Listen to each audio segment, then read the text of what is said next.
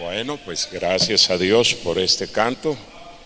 Y yo creo que después de todo lo que hemos escuchado, ya estamos listos para la invitación e irnos, ¿verdad? Pero bueno, todavía falta un mensaje y tenemos que cumplir con el protocolo. Si no, no voy a recibir mi paga completa. Así es que tengo que predicar este último mensaje. Gracias a la Iglesia Bautista Monte Sinaí, al pastor Héctor Ávila, su familia, gracias. Nos han tratado excelentemente. Todos los que venimos de fuera, yo creo que no podemos quejarnos. Y si usted se queja es que es un malagradecido, definitivamente, porque mire, qué trato. Y no cobran nada. Eso es lo que más me sorprende, que no cobran nada. ¿Sí? Bueno, pues que el Señor le siga bendiciendo, que siga supliendo sus necesidades, para que de esa manera no nos sigan cobrando, ¿verdad? Y podamos venir, y mire, qué bendición, hasta un vestido para las esposas de pastores les van a regalar. Qué bendición. Bueno, pues gracias otra vez, gracias hermanos que han trabajado. Me uno a la gratitud de nuestro hermano Josué y del pastor, por supuesto, y de todos los demás, porque yo sé que han hecho un excelente trabajo. Gracias. Y bueno, yo sé, hermanos, que nada de lo que hacemos para el Señor es en balde. Un día vamos a darnos cuenta de que efectivamente todo el trabajo, todo el sacrificio, todo el esfuerzo valió la pena. Si usted no lo alcanza a ver aquí, en este planeta, usted lo va a ver en el cielo. Digo, yo sé que lo vamos a empezar a ver aquí. Estaba predicando la semana pasada, allí en Dallas, Texas, y ahí me enteré de que se va a casar la hija de Omar Vera con el hermano menor del hermano Josué, David. ¿Y quién es Omar Vera? ¿Quién sabe? Pero me enteré. No, Omar Vera fue un joven, bueno, en realidad era un niño, entre niño y adolescente, cuando lo ganamos para Cristo, ahí en Celaya. Yo personalmente fui a la casa de Omar Vera, lo gané para Cristo, y mire, hoy en día está trabajando como pastor allá en Dallas. Y la hija de Omar Vera se va a casar con el hermano menor de nuestro hermano Josué. Dígame si eso no es una bendición. Qué tremenda bendición, qué gozo, ¿verdad? Por lo menos así lo veo yo. Para mí es una tremenda bendición haber tenido parte, aunque sea muy mínima, pero mire, qué bendición, ¿sí? Y así por el estilo, a través de los años he visto cómo el Señor recompensa, bendice, y para mí eso es lo mejor. Para eso estamos, ¿sí? No, que el ministerio no trae nada, no recompensa, que los hermanos no agradecen. Eso no es cierto. Si lo hacemos para el Señor, por supuesto que vamos a recibir la recompensa del Señor. Y repito, para mí esa es una satisfacción. ¿Ustedes creen que no es una bendición ver a este joven predicar? Yo lo conocí desde niño, prácticamente desde bebé. Y mire, ahora ya se ve tan viejo, se ve más viejo que yo, ¿verdad? Pero qué bendición, qué bendición. Yo me gozo de ver lo que el Señor está haciendo y quiere seguir haciendo. Vale la pena, hermanos. Así es que no diga que no, es que tanto trabajo, tanto sacrificio, ¿para qué? Bueno, ya estamos viendo una pequeña partecita, porque yo sé que cuando estemos allá en el cielo vamos a ver todas las bendiciones en toda su magnitud. Y ahí vamos a entender completamente todo. Y ahí es donde nos vamos a arrepentir. ¿Por qué no le eché más ganas? ¿Por qué no trabajé? ¿Por qué no fui fiel? ¿Por qué no fui constante? ¿Por qué me desanimé? Pero demasiado tarde. Porque ya no habrá nada que podamos hacer ahí. ¿Sí? Entonces hay que echarle ganas aquí. Mientras estamos aquí. ¿Sí? Dice la Biblia, mientras el día dura, hay que trabajar. Porque llega la noche cuando ya no podemos trabajar. Ya no podemos hacer nada, absolutamente. Bueno, antes de empezar con el mensaje, nada más quiero anunciarles otros más de los libros que traigo allí. Este librito se titula, bueno, no es librito, es librote, porque está grande. Eventos del porvenir. Todo lo que tiene que ver con profecía. Si usted quiere saber qué es lo que viene, lea este libro, ¿sí? Ahora, este libro, por supuesto, está basado en la palabra de Dios, eventos del porvenir. Luego aquí tengo este otro librito que se titula Cómo grandes ganadores de almas fueron llenos del Espíritu Santo. Cómo grandes ganadores de almas fueron llenos del Espíritu Santo. Luego aquí tengo otro libro. Este libro se titula Emociones que matan. Emociones que matan. ¿Cuánta gente vive de sus emociones? Depende de sus emociones. Hay emociones buenas, correctas. El gozo es una buena emoción. Pero si usted depende de sus emociones, usted va a terminar mal. Le recomiendo este libro. Tremendo libro. Y luego aquí tengo una memoria USB con 50 predicaciones. Usted va a escuchar aquí 50 predicaciones de su servidor que he predicado allí en mi iglesia, y muchas de ellas no las he predicado en ningún otro lugar. ¿Sabe por qué no las predico en otro lugar? Porque no las aguantan. Sí, es verdad. Algunos me dicen, ay pastor, no sea tan duro en otros lugares. Les digo, pues si escucharan cómo les predico allí en mi iglesia, yo creo que se irían. No, pues yo no aguantaría un pastor como usted. Pues ni yo aguantaría un miembro como usted. Estamos a mano. No, no se trata de eso. Se trata de conocer la palabra de Dios, de aprender, de dejar que el Señor nos hable.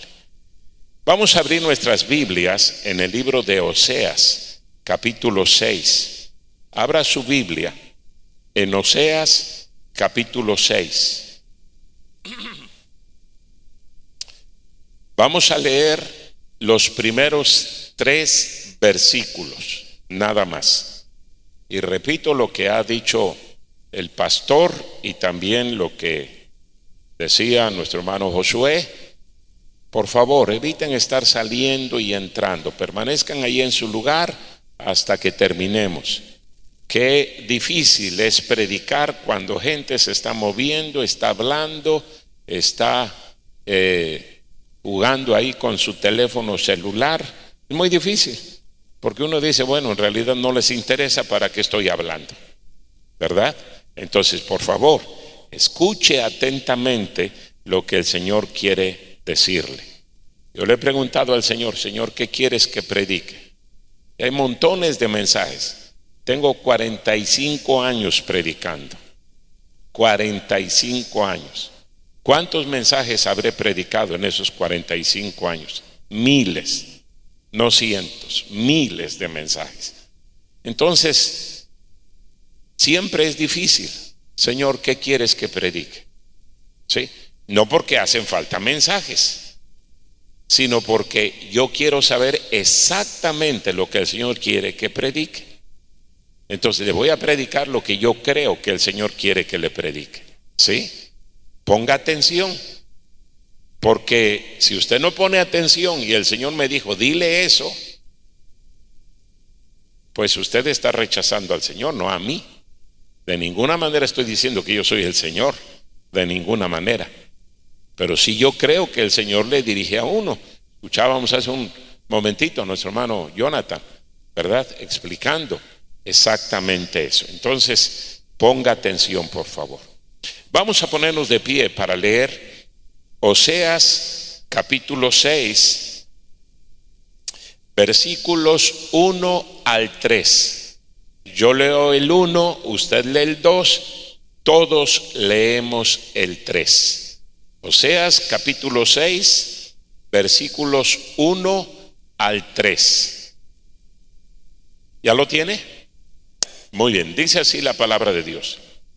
Venid y volvamos a Jehová, porque Él arrebató y nos curará, hirió y nos vendará.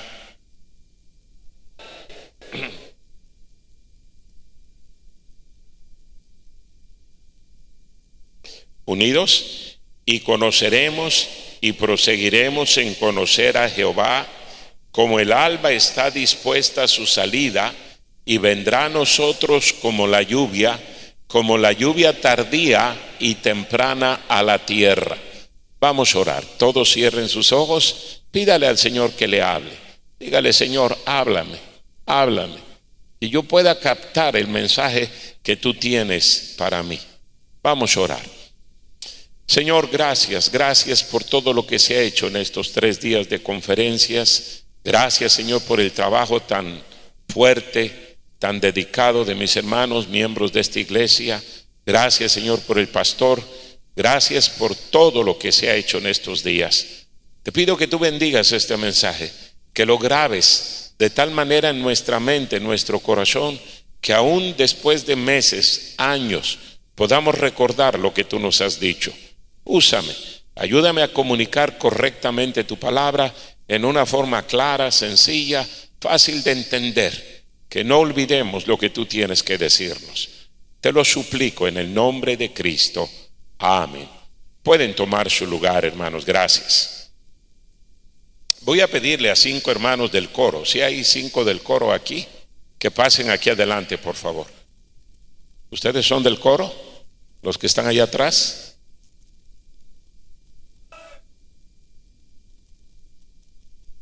¿No les gusta que los vean? Tráiganse su Biblia, hermanos, porque aquí se van a quedar todo el tiempo. ¿Sí saben contar aquí en Monterrey? Bueno, estamos en Escobedo, ¿verdad? Pásenle rápido, hermanos, está corriendo el tiempo. Voy a tener que cobrar horas extras. ¿Sí saben contar? ¿Cuántos hay aquí? Así, párense en línea. Falta uno. ¿Sí hay? Eso es, qué bueno que al fin despertó uno. ¿Tú también estás en el coro, hermano? ¿No? Bueno, pero estás igual de feo, entonces te dejamos aquí, no hay problema. Quiero hablarles esta noche acerca de lo que yo he titulado como los enemigos del avivamiento. Esta conferencia tiene que ver con avivamiento. Ese es el tema principal de estas conferencias, avivamiento. ¿Y cómo necesitamos avivamiento? ¿Qué es avivamiento? ¿Qué se entiende cuando utilizamos la palabra avivar? Pues simple y sencillamente dar vida. Dar vida. Eso es avivamiento. Y se supone que una persona, algo necesita vida cuando está muerto o se está muriendo. Esa es la razón de por qué quise que leyéramos estos versículos aquí en el libro de Oseas. Mire otra vez lo que dice. Oseas capítulo 6, versículo 1. Venid y volvamos a Jehová. Está hablando Oseas. Dice, vamos a Dios, porque Él arrebató y nos curará, hirió y nos vendará. Si usted lee detenidamente el libro de Oseas está hablando de juicio, el juicio de Dios sobre su pueblo. El libro de Oseas en realidad describe todos los pecados en los cuales estaba viviendo el pueblo de Israel.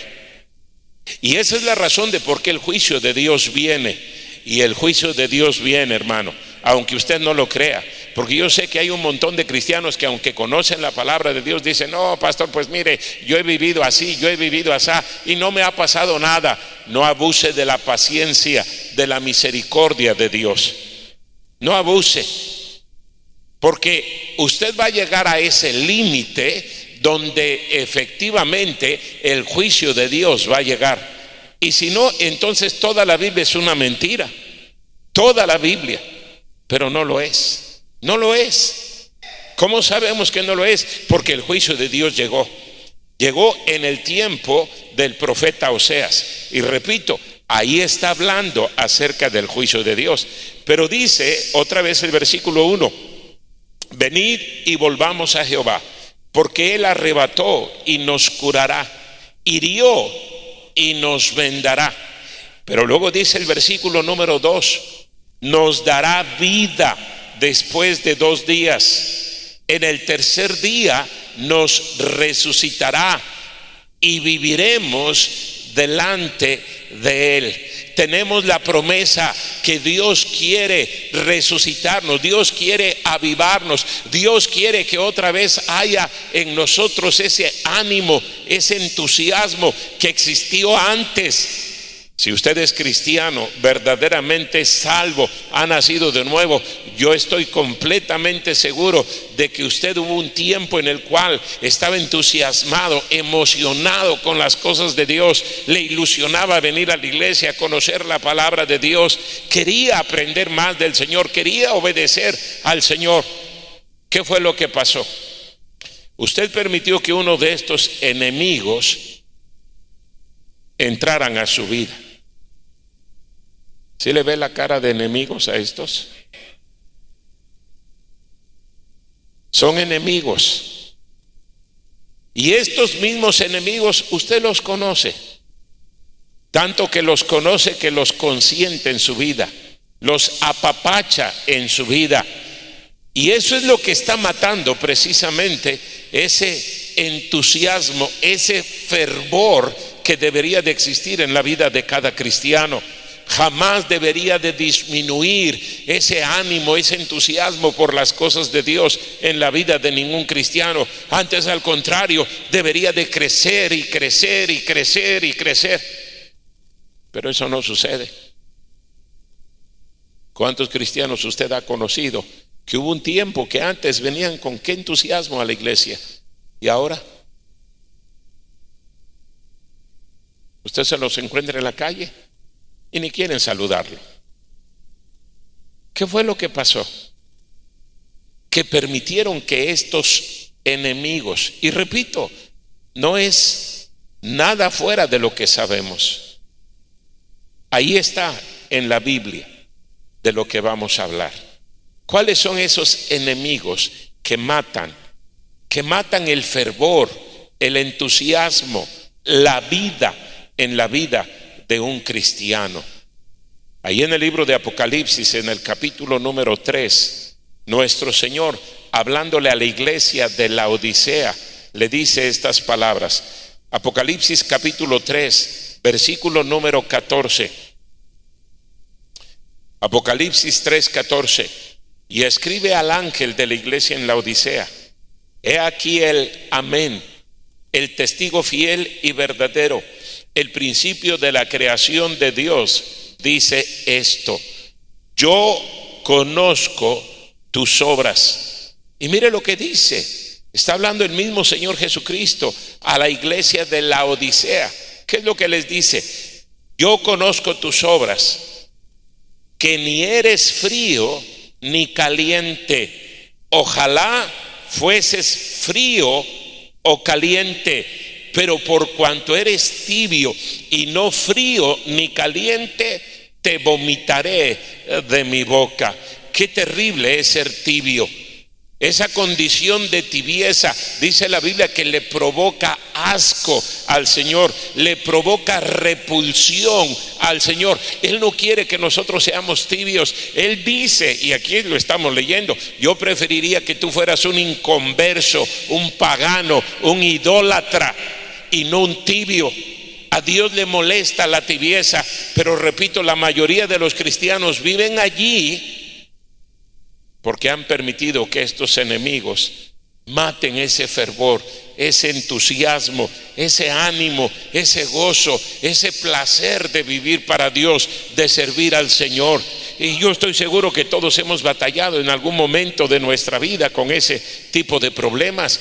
Pero qué importante lo que escuchábamos hace un momentito y lo que hemos escuchado estos días, de venir a la presencia de Dios y decirle: Señor, tú eres el único que puedes avivarnos, porque a propósito, el único que puede dar vida es Dios. El ser humano no puede dar vida. El ser humano transmite la vida que le ha dado Dios. Puede engendrar un hijo, pero no puede crear la vida. El único creador de la vida, el único dador de la vida es Dios. Y por eso tenemos que ir a Él. Tenemos que ir a Él. ¿En qué otro lugar podemos encontrar vida? En ningún otro lugar. Pero ¿cuáles son esos enemigos del avivamiento? Aquí está el primero. Pasa acá arriba, hermano. ¿Cómo se llama este primer enemigo? Mire, vaya en su Biblia a Primera de Corintios, capítulo número 3. Primera a los Corintios, capítulo 3. Un pasaje muy conocido para la mayoría de nosotros. Mire lo que dice la Biblia. Primera de Corintios, capítulo número 3, empezando en el versículo número 1. Primera de Corintios, capítulo 3, versículo número 1. De manera que yo, hermanos, no pude hablaros como a espirituales, sino como a ¿qué? Carnales, como a niños en Cristo. Os di a beber leche y no vianda, porque aún no erais capaces, ni sois capaces todavía, porque aún sois carnales. Pues habiendo entre vosotros celos, contiendas y disensiones, ¿no sois carnales y andáis como hombres? Porque diciendo el uno: yo ciertamente soy de Pablo, y el otro: yo soy de Apolos, ¿no sois carnales? Versículo número 5: ¿qué pues es Pablo y qué es Apolos? Servidores por medio de los cuales habéis creído, y eso según lo que a cada uno concedió el Señor. El primer enemigo que tenemos, hermanos, que acaba con el avivamiento, no importa qué tan avivado esté usted ahorita, no importa qué tan animado esté usted, si usted permite este primer enemigo en su vida, yo le garantizo que muy pronto usted va a andar arrastrando la cobija.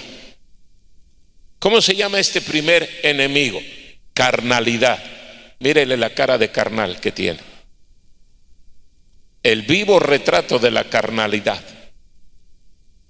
Hasta se avergüenza. Si estás avergonzado, hermano, te debes de arrepentir esta noche de tu pecado. Carnalidad. Anoche hablaba un poquito acerca de las obras de la carne. ¿Cuáles son las obras de la carne?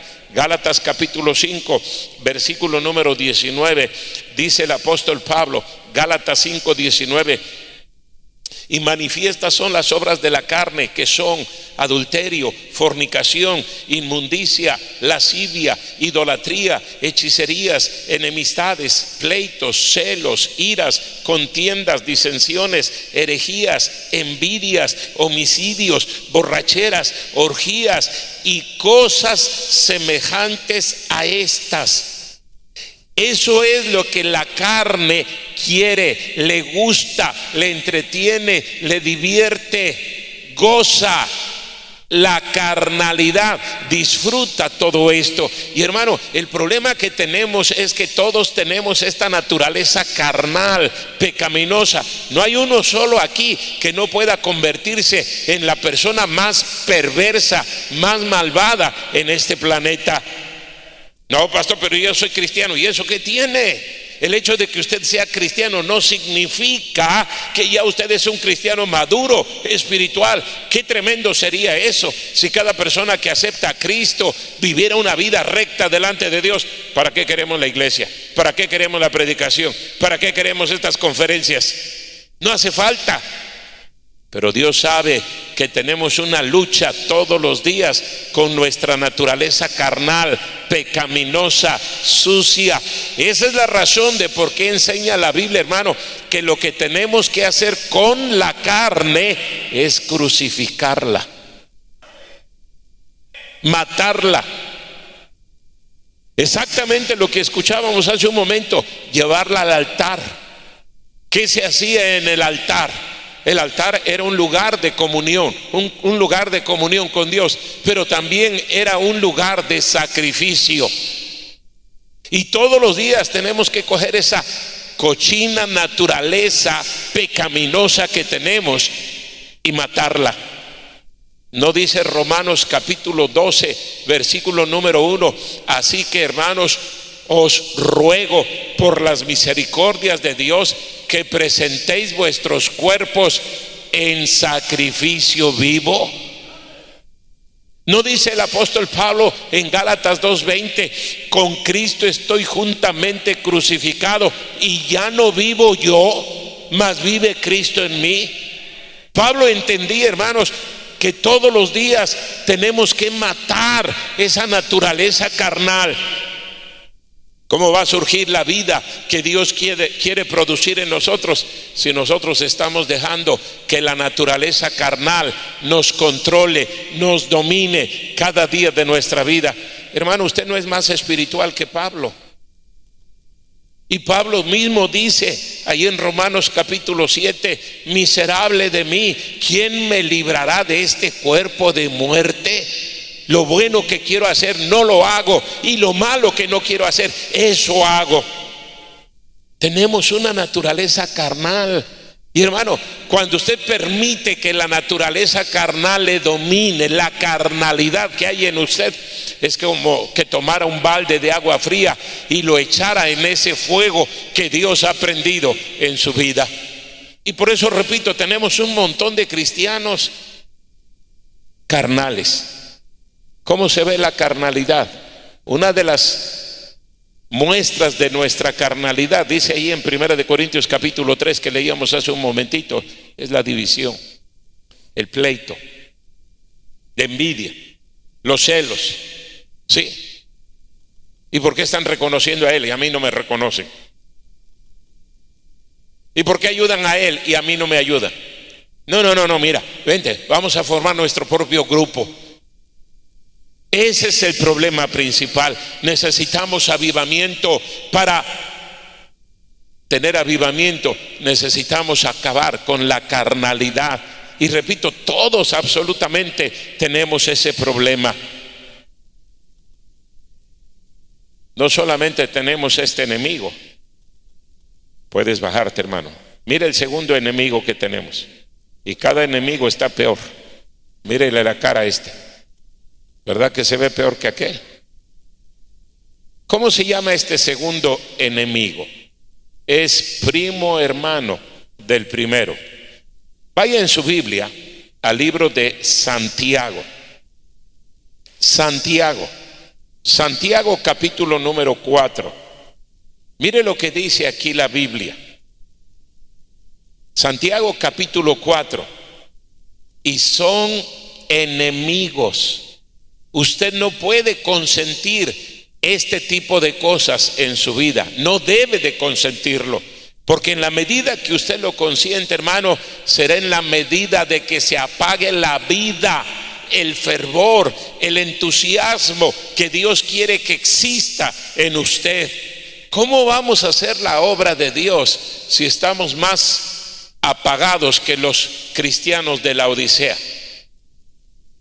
Yo lo decía ayer, recién aceptamos a Cristo y estamos aquí adelante, entusiasmados, bebiendo cada palabra que sale de la boca del pastor.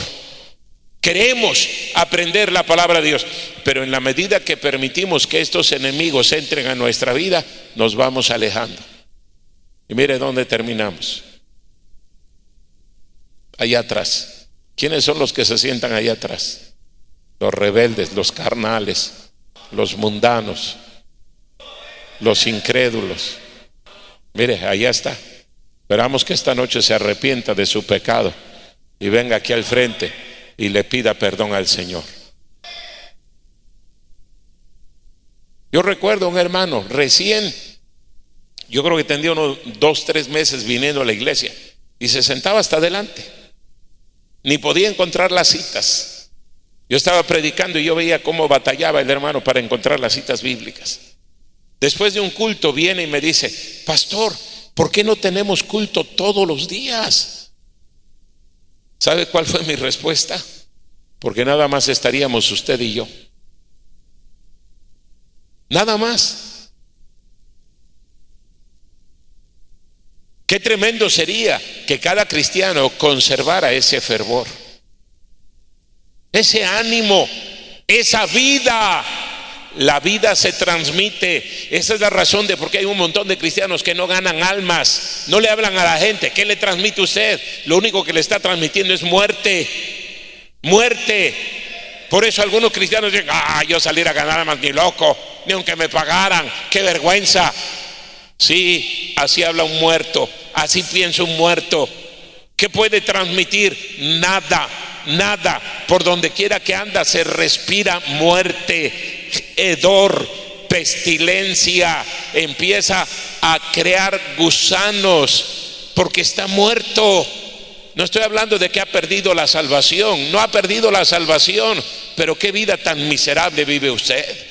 Hermano, esa es la razón de por qué dice Oseas: ven, volvámonos a Jehová. Sí es cierto que Él nos ha castigado, pero Él nos puede dar vida nuevamente. Él puede resucitarnos. ¿Cuál es ese segundo enemigo? Mírelo aquí, Santiago capítulo 4, versículo número 1. Santiago 4:1. ¿De dónde vienen las guerras y los pleitos entre vosotros? ¿No es de vuestras pasiones las cuales combaten en vuestros miembros? Codiciáis y no tenéis, matáis y ardéis de envidia y no podéis alcanzar, combatís y lucháis, pero no tenéis lo que deseáis porque no pedís. Pedís y no recibís porque pedís mal para gastar en vuestros deleites. Y luego mire lo que dice el versículo número 4: oh almas adúlteras, ¿no sabéis que la amistad del mundo es enemistad contra Dios? Cualquiera pues que quiere ser amigo del mundo se constituye enemigo de Dios. Y hermano, esto es una tremenda realidad. Usted se hace amigo del mundo. ¿Qué está haciendo? Usted le está dando la espalda a Dios. Usted está diciéndole a Dios: ya no quiero nada que ver contigo, prefiero al mundo, la filosofía del mundo, la manera de pensar del mundo, la manera de actuar del mundo. Yo quiero vivir como el mundo. ¿Cómo puede haber vida en la vida de ese cristiano? No va a haber vida. Lo que hay es muerte, lo que hay es mundanalidad. Y ese era el problema que Santiago estaba viendo en esos cristianos a los cuales él dirigió esta carta. Dice: tú no puedes ser amigo de Dios y al mismo tiempo amigo del mundo. Tienes que decidirte. El segundo enemigo del avivamiento es la mundanalidad. Y mire cómo el mundo se empieza a meter sutilmente en la vida de tantos cristianos. Sutilmente. Ropa, actitudes, pensamientos. Poco a poquito empiezan: pues es que yo no le veo nada de malo. Hermano, muy sencillo. Nada más pregúntese: ¿todo lo que usted hace lo haría para la honra y gloria de Dios? Honestamente, todo lo que usted hace, ¿usted invitaría al Señor Jesucristo a participar con usted de todas esas cosas que hace, que ve, que dice? ¿Cuánta música escucha usted? No, pues yo no le veo nada de malo. Ay, esos bautistas fundamentales son tan exagerados. Ya lo decía uno de estos días, hermano, qué bendición que seamos exagerados. Qué bendición. Pero mire, jamás podemos utilizar esa palabra apropiadamente, porque seríamos exagerados cuando fuéramos más santos que Dios. Porque la medida de santidad que Dios nos pide es la santidad de Él. Esa es la medida.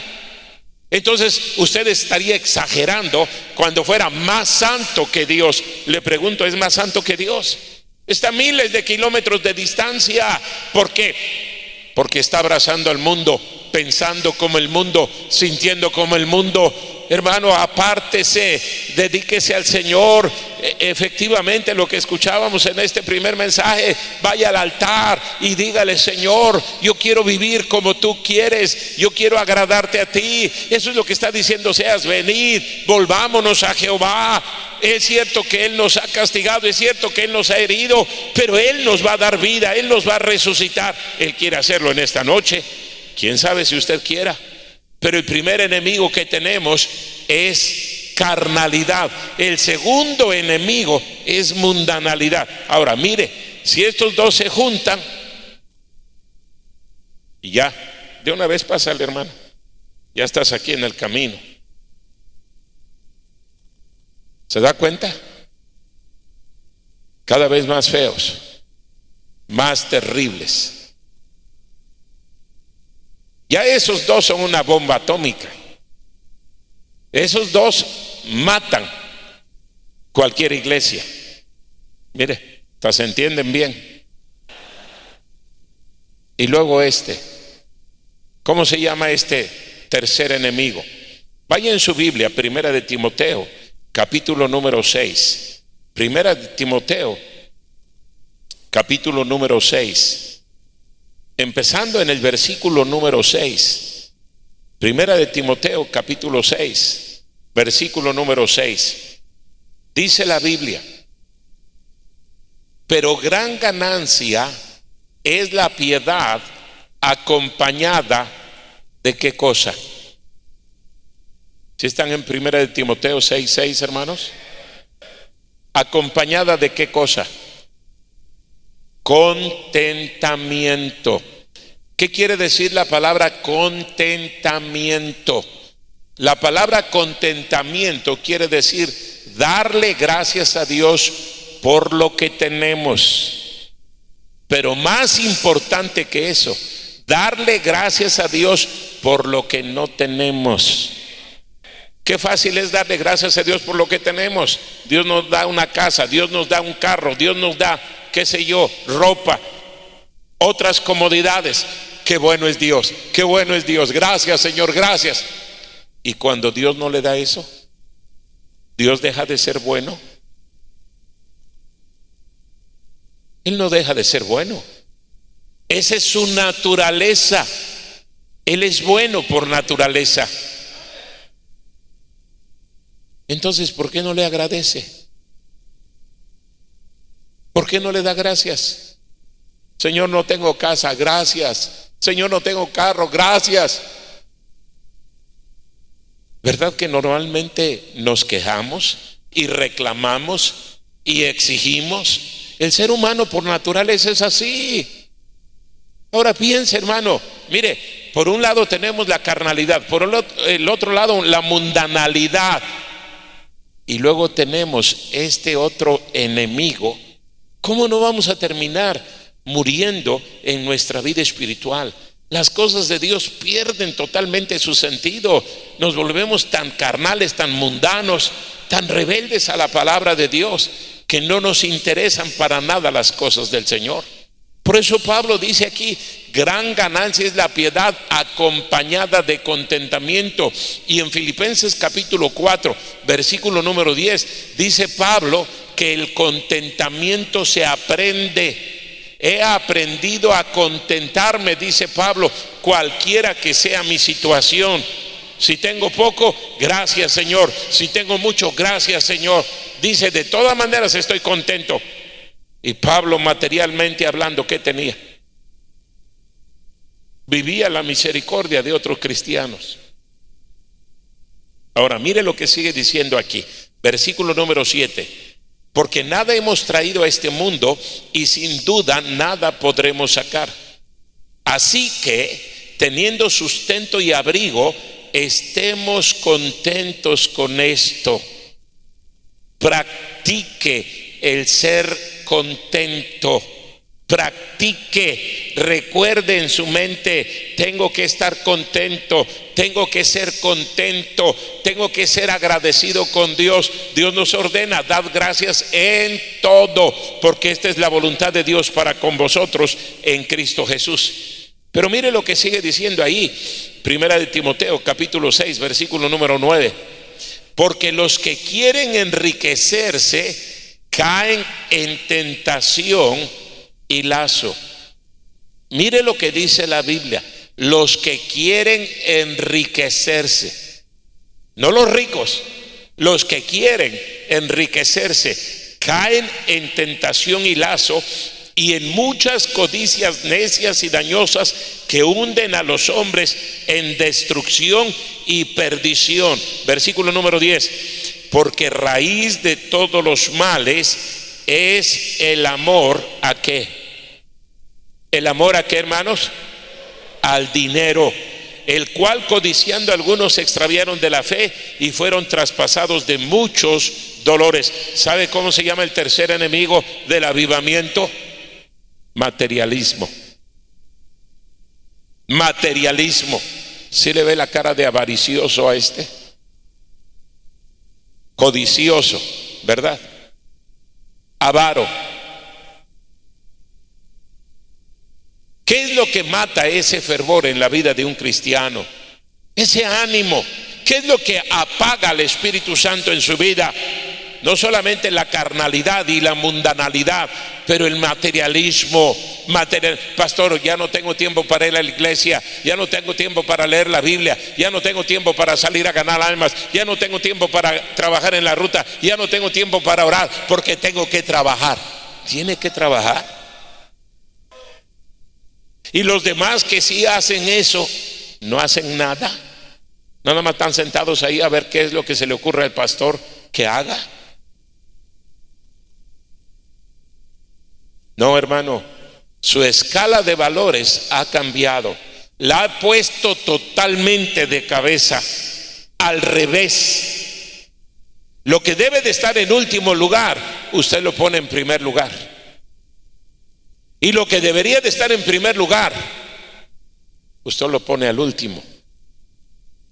Dios debería de estar en primer lugar en su vida. Dios. Este mediodía veíamos ese versículo de Mateo 6:33.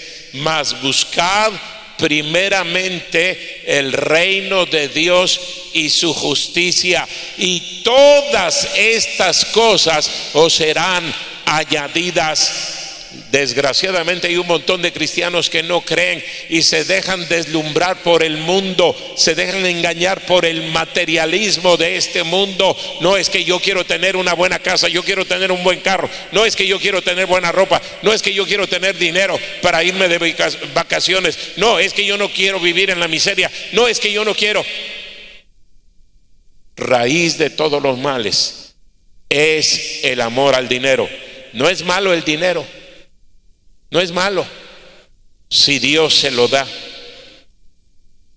Pero si usted deja que Satanás se lo dé, ya lo tiene enganchado Satanás y lo va a destruir, lo va a destruir. ¿Cuántos ejemplos tenemos en la Biblia de personas que se dejaron engañar por el materialismo? Ahí está Lot, un ejemplo supremo de esto. Mire, Lot, el que se dio cuenta cómo Dios bendijo a Abraham, su tío. Pero ¿qué hace Lot? Vámonos a Sodoma, vámonos a Gomorra. Ahí está la prosperidad económica, ahí podemos tener un montón de dinero, ahí podemos salir de pobres, ahí ya no tenemos que vivir en la miseria. Y la verdad es que Lot no era de ninguna manera pobre. Dios había bendecido a Abraham y había bendecido a Lot. Pero la ambición la codicia, la avaricia llena nuestros ojos. No, es que yo necesito más, yo necesito más. No, hermano, lo que usted necesita es contentamiento. Contentamiento, eso es lo que necesita, eso es lo que necesita ver en sus ojos, tener en su mente contentamiento. Señor, gracias por lo que tengo y gracias por lo que no tengo. ¿Cómo no se va a apagar el fervor en usted? ¿Cómo no se va a apagar el entusiasmo? Si usted está tomando baldes de agua y echando sobre ese fervor que había en usted. Mire, yo me doy cuenta, cristianos que están dispuestos a viajar kilómetros para llegar a la iglesia y luego, viviendo al lado de la iglesia, no llegan. Al lado. Mire aquí quiénes son los que llegan más tarde, los vecinos, los que viven aquí al ladito. ¿Se da cuenta? ¿Cuál es el problema? El problema no es la distancia, el problema no es el dinero, el problema no es el mundo, el problema es nuestro corazón, ese corazón perverso. Hemos permitido que Satanás nos engañe, envenene nuestra mente, nos haga creer que eso es lo único importante. Y hermanos, el mundo es experto en atraernos, en jalarnos, en robar ese entusiasmo, ese ánimo, esa llenura del Espíritu Santo que tanto necesitamos. Por eso es que encontramos hoy en día un montón de cristianos apagados, muertos, igual que las momias de Guanajuato. Hay cristianos que dicen: pero pastor, yo ya no fumo, yo ya no tomo, yo ya no voy a bailes, yo ya no voy a fiestas. ¿Pero qué está haciendo para el Señor? Las momias de Guanajuato tampoco fuman, tampoco bailan, tampoco dicen malas palabras. ¿Pero para qué sirven? Bueno, y todavía son más útiles las momias de Guanajuato que algunos hermanitos. Las momias de Guanajuato las han puesto en una vitrina y cobran. Me gustaría hacer eso con un montón de cristianos. Poner un museo de momias cristianos y sacar algo de lana para las iglesias, ¿verdad? ¿Qué es lo que está matando, hermano? La vida en usted, la carne, el mundo, el materialismo, amor al dinero. Usted tiene que morir a cada una de estas cosas. No puede vivir su vida cristiana correctamente si usted no muere. Mire, vaya al libro de Gálatas otra vez. Gálatas capítulo número 5. Gálatas capítulo 5, versículo número 24. Dice aquí el apóstol Pablo: pero los que son de Cristo han crucificado la carne con sus pasiones y deseos. Han crucificado la carne con sus pasiones y deseos. Usted no puede permitir que la carne siga viviendo. Mire lo que dice más adelantito ahí en el capítulo número 6, versículo número 14 de Gálatas también: pero lejos esté de mí gloriarme, sino en la cruz de nuestro Señor Jesucristo, por quien el mundo me es crucificado a mí y yo al mundo. Usted tiene que morir cada día de su vida a cada uno de estos deseos, a cada una de estos enemigos, porque de otra manera va a matar el ánimo. ¿Cuántos cristianos he conocido que, mire, algunos de ellos me han dicho: no, pastor, yo hasta que el Señor me llame a su presencia, aquí voy a estar? Y no pasan ni 2, 3 meses y ya viven peor que los incrédulos. He conocido montones de personas así. ¿Qué fue lo que sucedió? ¿Falló el Señor? ¿Falló la palabra de Dios? ¿Falló el poder de Dios? No, nosotros fallamos. nos descuidamos, no vimos a estos peligros como enemigos. Pensamos que eran nuestros amigos y terminaron destruyéndonos. Lo decía el día lunes. El problema no es tanto, hermano, que nos desanimen a nosotros, que apaguen ese fervor, esa vida que el Señor nos ha dado. ¿Sabe qué es el peligro? Toda la gente que vamos a afectar, toda la gente que va a dejar de conocer al Señor por nuestro desánimo, nuestra derrota, toda esa gente que va a arder eternamente en el infierno. Y un día nos va a pesar, un día nos vamos a dar cuenta, un día vamos a entender que no era un juego, pero demasiado tarde. ¿Cuál es el siguiente enemigo? Pásale, hermano. Solitos se pusieron ellos en ese orden. Yo no los puse, y mírelos. Y ya viene el siguiente, y ese es el peor. Vaya en su Biblia a Hebreos capítulo 3. Hebreos capítulo 3. De esto les hablaba el día lunes. Hebreos capítulo número 3. El versículo número 12.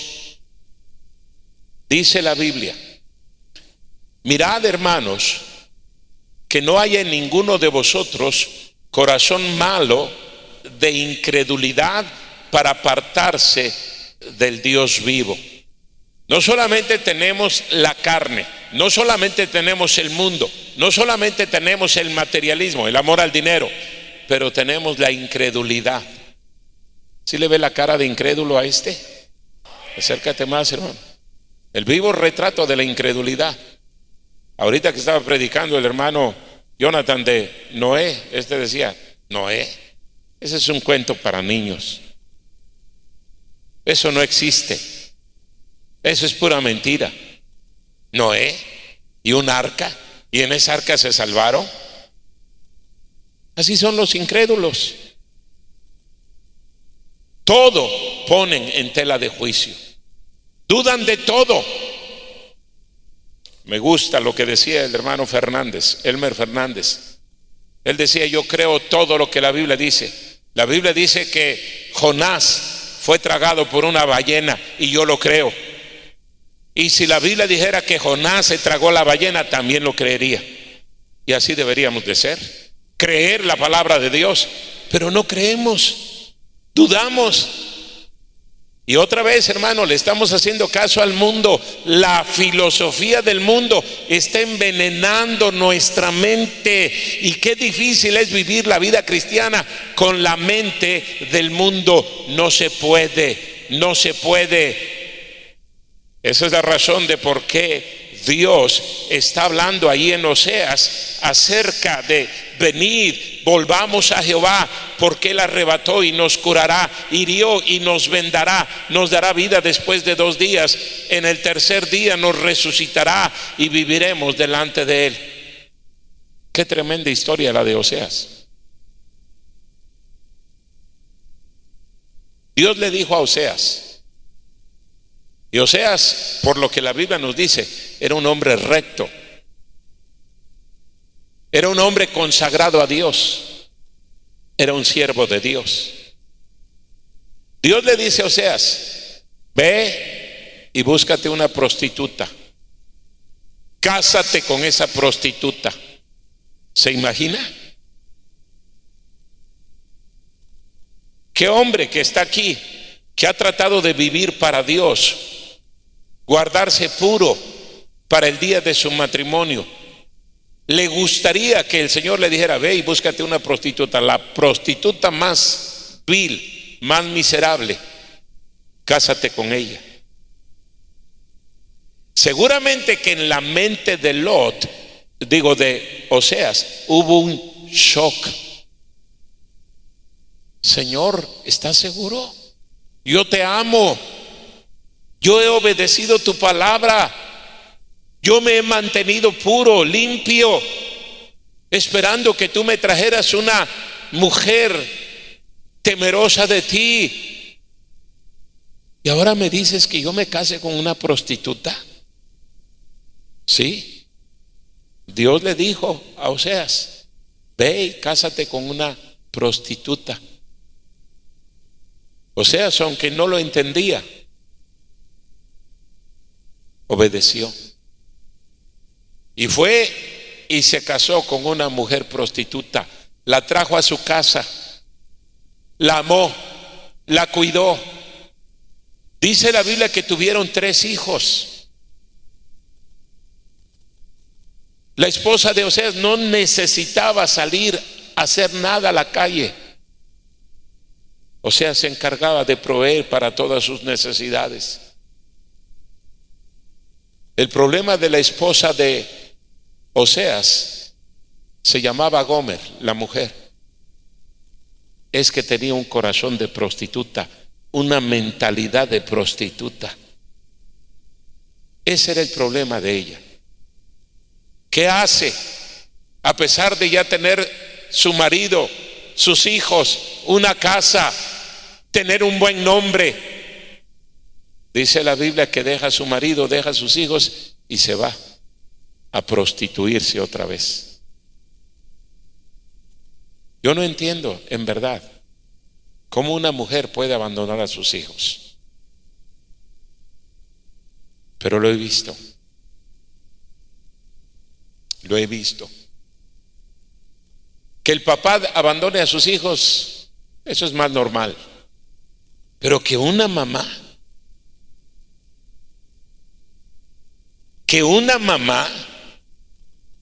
¿y cuántas veces lo he visto? Y eso no me dice otra cosa. Y estoy hablando de mujeres cristianas. No estoy hablando de mujeres inconversas. Esas mujeres tienen la mente llena de mundanalidad, de carnalidad, de perversidad. No hay otra explicación. Así fue con la mujer de Oseas. Y dice la Biblia que se prostituyó al grado de que ella le pagaba a los hombres para que estuvieran con ella. ¿Se imagina qué grado de perversión había en esta mujer? Y cayó tan bajo que terminó en un mercado de esclavos. En aquellos años se utilizaba la esclavitud. Era perfectamente legal la esclavitud. ¿Qué le dice el Señor a Oseas? Ve y compra a tu mujer. Paga lo que tengas que pagar y tráela a tu casa y ámala, cuídala, protégela. ¿Se imagina otra vez el impacto en la mente de Oseas? Señor, yo no le fallé, ella me dejó. Señor, yo he tenido que batallar para sacar adelante a mis hijos. Y ahora, Señor, tú me dices que vaya y pague el precio de esa prostituta. Sí, Oseas, hazlo. Y dice la Biblia que Oseas lo hizo. Fue y pagó por su esposa. Y le dice: tú vas a ser mía. Yo te voy a amar. Te voy a cuidar. Tú jamás vas a volver a ir detrás de los hombres. Y Dios le dice a Oseas: ¿sabes, Oseas, por qué te he pedido esto? Porque yo quiero que tú seas una ilustración perfecta de lo que yo estoy haciendo una y otra y otra y otra vez con mi pueblo. Yo lo rescaté de la condenación, yo lo amé, yo lo cuidé, yo le di todo lo que necesitaba. Y mira cómo se prostituye, y mira cómo se va detrás de esos dioses paganos, perversos. En ese contexto es que está hablando Oseas aquí cuando dice: venid y volvamos a Jehová, porque Él arrebató y nos curará, hirió y nos vendará. Y hermano, lo que le estoy diciendo esta noche es que no importa dónde usted haya caído, no importa cuál de estos enemigos hayan entrado en su vida y hayan hecho trizas de su vida espiritual, usted puede venir esta noche exactamente igual que la mujer de Oseas y tenga la seguridad de que Dios le va a perdonar, de que Dios le sigue amando, de que Dios va a volver a resucitarle esa vida que ha estado muriendo en usted, se ha estado apagando, se puede volver a encender. Esa es la promesa que tenemos aquí de nuestro Dios. Si un cristiano no quiere estar avivado, es simple y sencillamente porque él no quiere, no porque Dios no quiera, no porque Dios no pueda perdonarle. Él quiere avivarle otra vez, hermano. Él quiere que usted tenga ese gozo que tenía antes, ese fervor, ese entusiasmo, esa emoción de venir a la iglesia, de servirle en una clase de escuela dominical, trabajar en la ruta, salir a ganar almas, hacer algo para el Señor. ¿Lo hará usted? No solamente tenemos la carnalidad, la mundanalidad, el materialismo, la incredulidad, pero mire este. ¿De qué le ve cara a este? Yo le veo la cara del más tremendo, el más rebelde. Vaya en su Biblia al libro de Ageo, Ageo capítulo 1. ¿Sí me estoy explicando, hermanos? Ageo capítulo 1.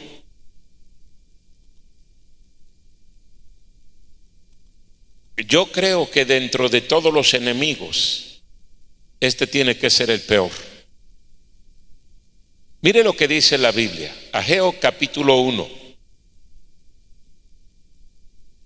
Versículo número 3. Entonces vino palabra de Jehová por medio del profeta Ageo diciendo, versículo número 4, Ageo 1:4. Es para vosotros tiempo, para vosotros de habitar en vuestras casas artesonadas, y esta casa está desierta. Pues así ha dicho Jehová de los ejércitos: meditad bien sobre vuestros caminos.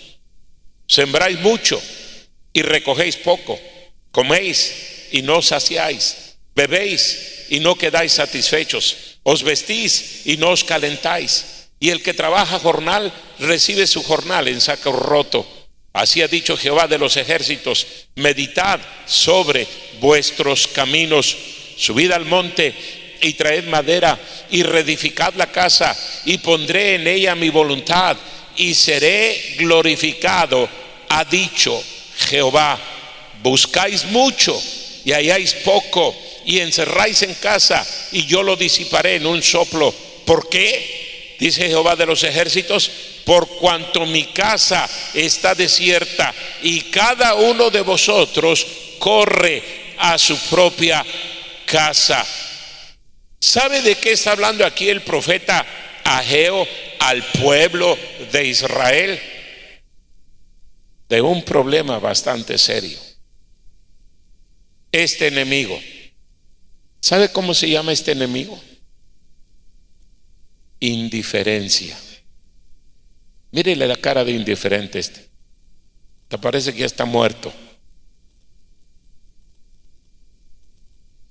¿Qué es la indiferencia?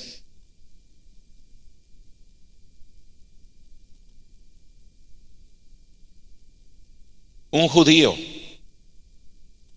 dijo durante la Segunda Guerra Mundial,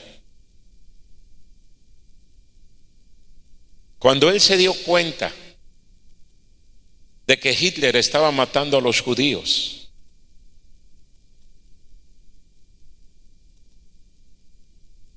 él dijo: lo contrario al amor no es el odio. Lo contrario al amor es la indiferencia. Porque él se dio cuenta de que Hitler estaba matando millones de judíos y nadie hizo nada. Todos los días llegaban esos trenes cargados a los campos de exterminio y directamente llevado a la cámara de gases. Y ahí, aunque no estuvieran muertos, los ponían en carretillas y los llevaban a los hornos donde los quemaban. Día y noche, semanas, meses, años estuvieron ardiendo esos hornos. Más de 6 millones de judíos mató Hitler durante la Segunda Guerra Mundial. Él dijo: la humanidad entera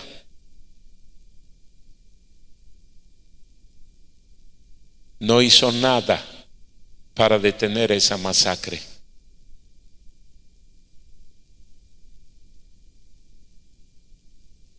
Lo contrario al amor no es el odio, es la indiferencia. Y de eso está hablando aquí Ageo. Habían regresado de Babilonia para reconstruir el templo. Hubo oposición, hubo rechazo. ¿Qué hicieron los judíos? Bueno, no se puede. Vamos a dedicarnos cada quien a nuestro trabajo, a nuestra casa, nuestros negocios. Vamos a atender a nuestros animales. No se puede hacer la obra de Dios. Y esa es la razón de por qué Dios levanta a Ageo y a Zacarías y les dice: predíquenle a mi pueblo, miren cuántos años y mi obra abandonada, mi obra estancada, y miren las casononas que se han hecho ellos, todo perfectamente bien adornado. Piensen bien, siembran mucho y recogen poco. Qué terrible es la indiferencia, y ese es el problema serio en muchos cristianos. A mí no me afecta, a mí no me interesa, a mí no me importa, yo cumplo con ir a la iglesia y se acabó. ¿Es eso lo que el Señor quiere? Por eso le dice una y otra vez a su pueblo: meditad bien, piensa bien en tu triste condición indiferente. Mírele la cara de indiferente el vivo retrato de la indiferencia. Si le preguntáramos qué hace en la iglesia, nos diría: no tengo tiempo, estoy muy ocupado, tengo otras cosas que hacer. Y así dicen la mayoría de los cristianos: tengo mucho trabajo. Ay, pastor, es que mi casa, mi familia. Mentira, indiferencia, indiferencia. Por eso dice el Señor: piensa bien cómo te encuentras. Hermano, estamos hablando de vida. El Señor quiere darnos vida. El Señor quiere que volvamos a tener ese ánimo, ese amor, ese entusiasmo, esa dedicación. Dejemos a un lado todas estas cosas. Y no podemos hacerlo ahora y olvidarnos. Todos los días tenemos que hacerlo. Todos los días, porque estos enemigos, por más que usted los mate, los crucifique, esta noche, al ratito, ya quieren cobrar nuevamente vida. Y otra vez quieren controlarlo. Y otra vez quieren que usted sea un cristiano apático, indiferente, negligente, descuidado. Yo me pregunto, toma tu lugar, hermano, ¿qué va a hacer usted con estos enemigos? ¿Los va a dejar en su vida? ¿O va a decirle esta noche al Señor: Señor, perdóname, no me daba cuenta, ahora lo entiendo perfectamente bien. Señor, yo no quiero seguir en esa mediocridad, en ese estancamiento. Yo quiero servirte. Vamos a orar. Cierre sus ojos. Gracias, hermanos. Vamos a orar. nadie esté viendo, todos con los ojos cerrados, vamos a orar. Señor, gracias, gracias por tu palabra. ¿Cómo necesitamos, Señor, permitir que tu Santo Espíritu vuelva a avivar nuestro corazón? Habacuc oraba: aviva tu obra en medio de los tiempos. En medio de los tiempos hazla resplandecer. Y Señor, tú quieres avivar tu obra. Tú no eres el problema, somos nosotros. Hemos permitido que el pecado nos engañe y nos destruya. Bendice esta invitación.